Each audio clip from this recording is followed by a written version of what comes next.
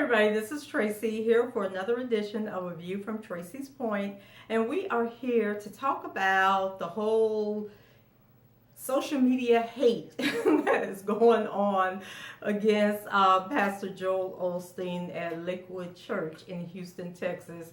So unless you have been in a coma or under a rock, then you know that Hurricane Harvey hit the Texas coastline with a vengeance, and then it got back out to sea and regrouped as a tropical storm and made landfall again, I believe, in Louisiana. It seems like the last report I heard was that it was, instead of going northeast, it maybe went east. And well, we know it's going to impact Louisiana, but I think it's going to impact New Orleans as well.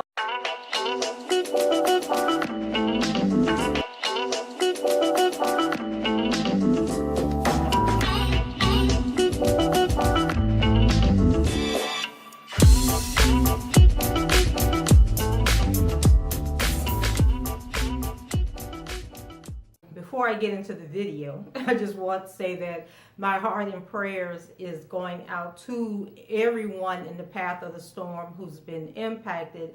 And I know in this moment we all want to donate and give and do whatever we can to help people, but I want to urge people to wait before you make donations until you, one, have a serious recipient of your donations.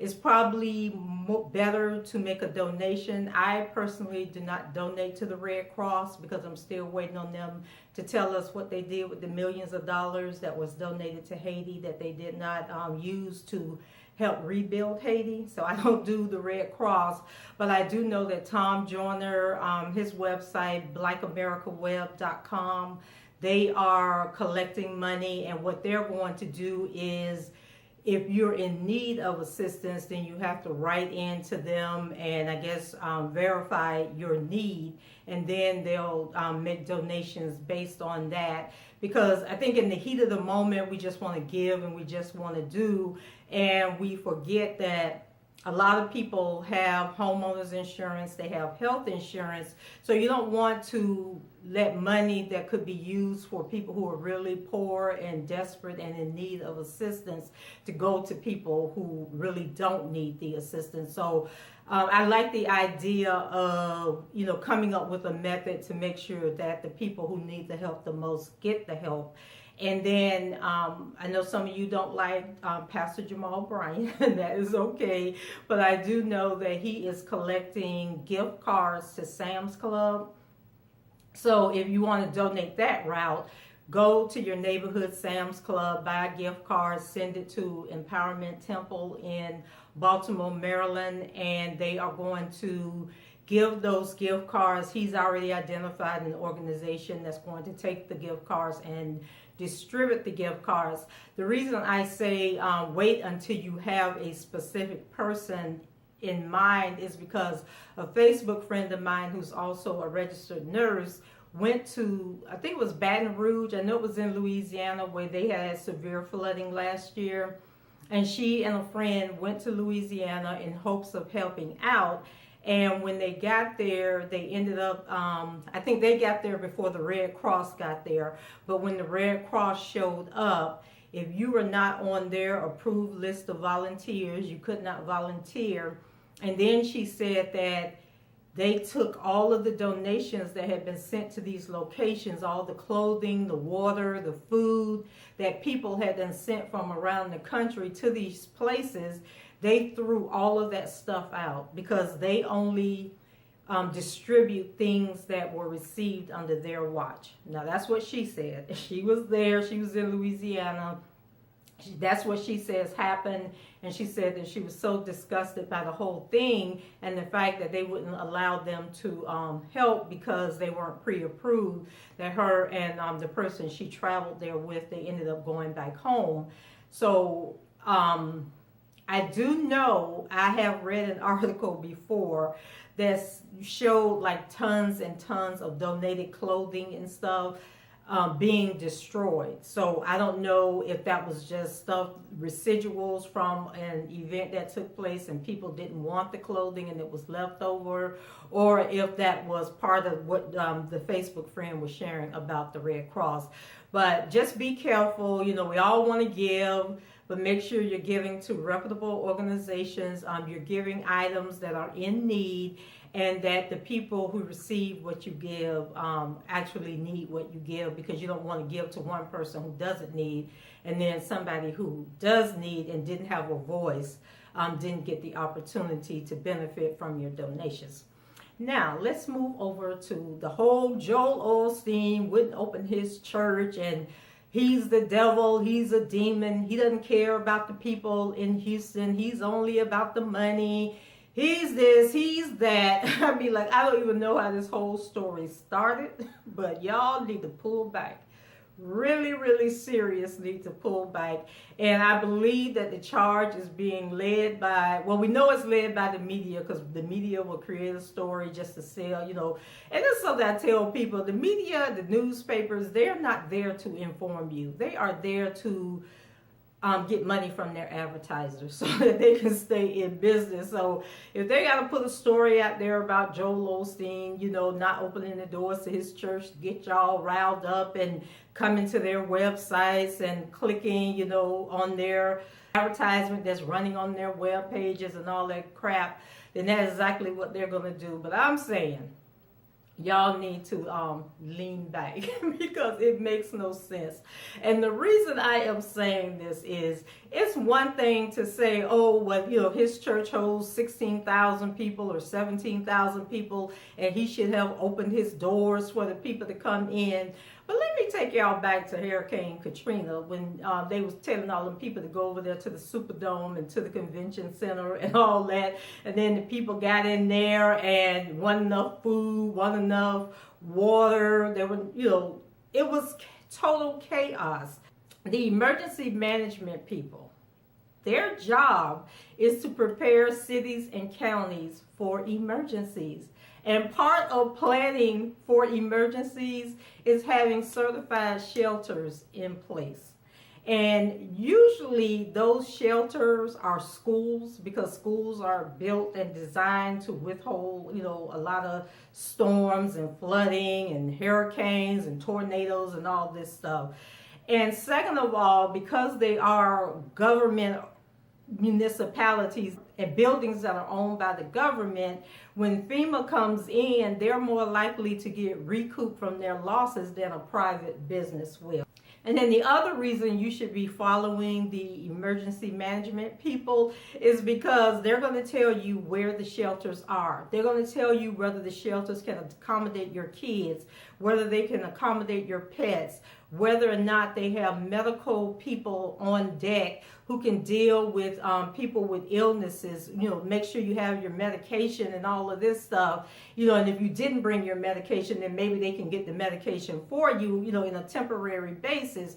So it's best to follow the plans that are already in place than to be out here, you know, trying to force somebody to open their doors who aren't equipped to open their doors. And, you know, somebody said on my Facebook page where there were other churches and there were other, you know, people were opening their homes. There was a furniture store, and that's fine and dandy if in the heat of the moment these people wanted to open those facilities up. But I am telling y'all something. It was after about a day or two or three, I'm sure all those people are regretting that they opened their doors. And furthermore, I went and checked the list of certified Red Cross shelters in the Houston area, and the only one that is at capacity right now is the one, I think it was the, I think they said the Toyota Center. Is that like an arena? It was either the Toyota Center, or maybe that was the convention place, but they were expecting 5,000 people, but 11,000 people are there now. But then you got all these other facilities that are certified Red Cross facilities that are not at capacity. So why are you harping on Joel Osteen not opening his church when the other shelters that were put in place for this, that opened up to handle people who were forced out of their homes, aren't even at capacity? it's just like people just really want something to argue about. And then another person was saying, well, I would open up my home. You know, if I was in the area, I would let people come into my home. I'm sure you would let them come into your home. And then after the first day, you would be talking about, I'm ready for them to go. I'm tired of people sleeping on my floor, sleeping on my sofa. I can't enjoy my space.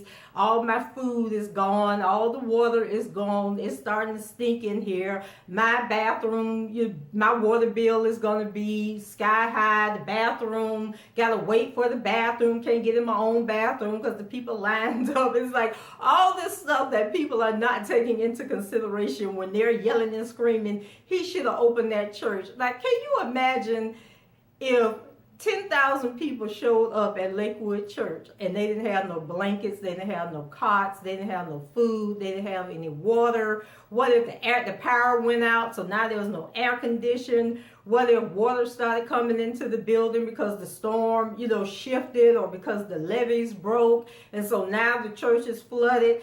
Then the same people who are arguing, oh, he should have opened the doors, would be the same people that's saying, well, he shouldn't have opened them doors if he knew he wasn't capable of taking in all those people. And it's just like so ridiculous. It's like the Monday morning quarterback. It's like always, ain't never been on a football field, ain't never threw a football, but you're going to sit there and berate and bemoan the team who's out there trained, out there doing their calls and their plays, and because it didn't turn out the way you wanted it to.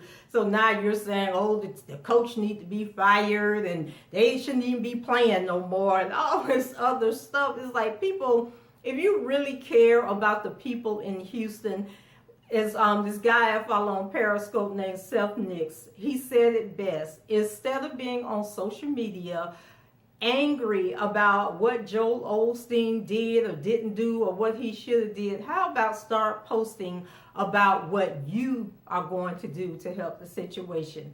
Start telling us, are you donating to the Red Cross? Are you donating to Black America Web? Are you donating to one of the churches in the area that's going to be a distribution site once the storm has passed and the cleanup begins? Are you going to go to Houston and help clean up the mess? Like, what are you going to do to help this situation other than be mad and complain about what Joel Osteen didn't do? And then the other part about the whole Joel Osteen, like people were saying, now he's asking for donations. Now he's asking for money to buy supplies. Why he can't use his own money? Okay, let's understand. Churches operate off the tithe and offering of their members. And whether you like it or not, they pay their, and a lot of preachers of mega churches don't even collect a salary from their churches. They make their money off their book deals, their speaking engagements, and all of that stuff. So for people to be saying to this man, regardless of how many millions of dollars that he may have, that he should be the one going out and buying the supplies that's going to be distributed is kind of crazy. And I'm sure he is going to donate a portion of his money. But basically, when I hear people say that, I'm thinking, here are people who have no intention of doing anything themselves. They have no intention of donating any money, donating any food or clothing or water. So what they're doing is they're creating all these situations, calling all this angst to take the focus off the fact that they don't plan on doing a doggone thing themselves. So like I said, you can donate to the Red Cross. I won't be donating to the Red Cross, but I am going to donate to, actually I've already donated to Black America Web. And then I'm also sending the Sam's Club gift cards to Empowerment Temple in Baltimore for their drive that they're doing, and any other opportunity that I may come across that I think is interesting or something that I want to be a part of in the future. That is exactly what I'm going to do. And then I was talking to someone who said that she's a school teacher in North Carolina, and what she's going to do is have her students create cards, like I think one large card, and she's looking for a preschool in Houston that they can send the card to, basically encouraging the younger kids, because we don't know how people are impacted. Like there was a guy on the news who said that It was him, his wife, and they had like 3 or 4 really small kids between the ages of, I think it may have been like a 17-month-old up to 11 years old. And when the rescuers came, they were only taking women, children, and elderly people. So he was separated from his family for a while. So I'm sure that had an impact on his young kids, you know, when they were trying to figure out, okay, the boat came and got us, but daddy couldn't get on the boat, and like what those hours were like for them, not knowing if their dad was rescued, if he was safe or anything like that. So it doesn't even have to be monetary that you do. You can write a card and send a card to the schools, to the shelters, to wherever you find out, you know, do your research and figure out, you know, where you can send this stuff to. But just be positive and uplifting and do something to help. And being on social media condemning one preacher when there's like 12 mega churches in Houston, but you just berating this one preacher is beyond me. And then before you come on here commenting and saying, well, other churches opened up, on the original shelter, Red Cross shelters, there are no churches listed. If they were all schools, I believe, and then like the convention center and one of the stadiums or something. But people, and I think on the bottom of the page that I was looking at, it said, please go to certified shelters. Like, even if other people have opened up temporary shelters, please come here, because these are the only places that we can guarantee are set up and ready to fulfill the needs of the people who had to evacuate. So just because, you know, other churches, and they probably came along and opened up temporary shelters because they didn't want y'all coming for them like y'all went for Joel Osteen. But just because somebody opens their doors doesn't mean that they are equipped to handle the people that are going to come in. That's my rant for the day. I just wanted to get that off of my chest because I just cannot believe how people are acting over this whole situation with so much going on that that's what they want to focus their attention on. So that's it, guys. Leave your comments below, rate the video, and subscribe to the channel if you haven't done so already. And please, please, please, if you can do anything to help the people in Houston, please do so. Take care. Bye-bye.